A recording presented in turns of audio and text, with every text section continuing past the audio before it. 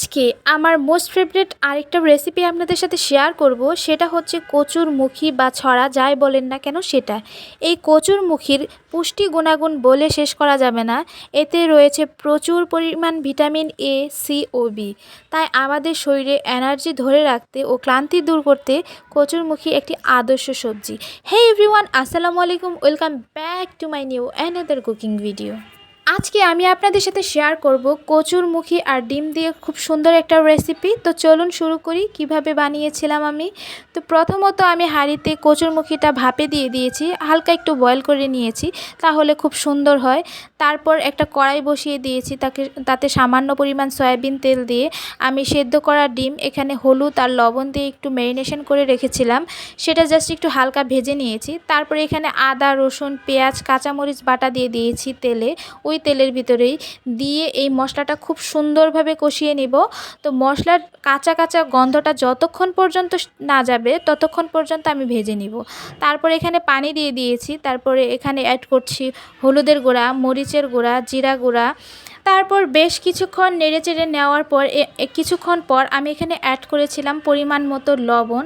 আর লবণটা অবশ্যই পরিমাণ মতো অ্যাড করতে হবে, না হলে কিন্তু খেতে একদমই ভালো লাগবে না। এখন মশলাটা খুব ভালোভাবে কষিয়ে নিতে হবে। যখন দেখতে পারবেন যে মশলার উপরে তেল ভেসে উঠেছে, তখন বুঝতে পারবেন যে না, মশলাটা হয়ে গেছে।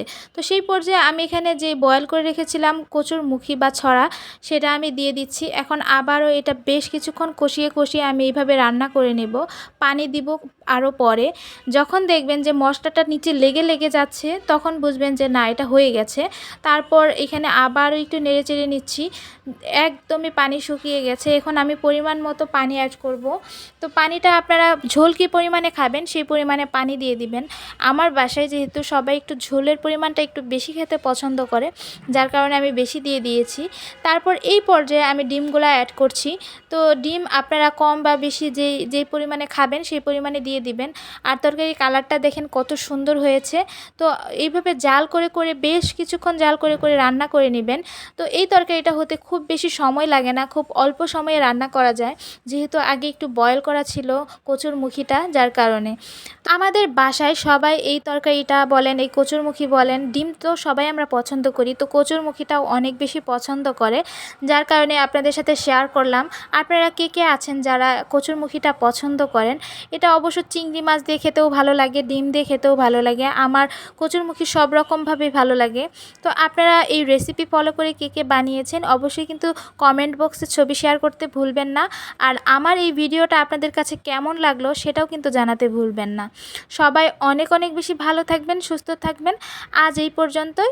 আল্লাহ হাফেজ।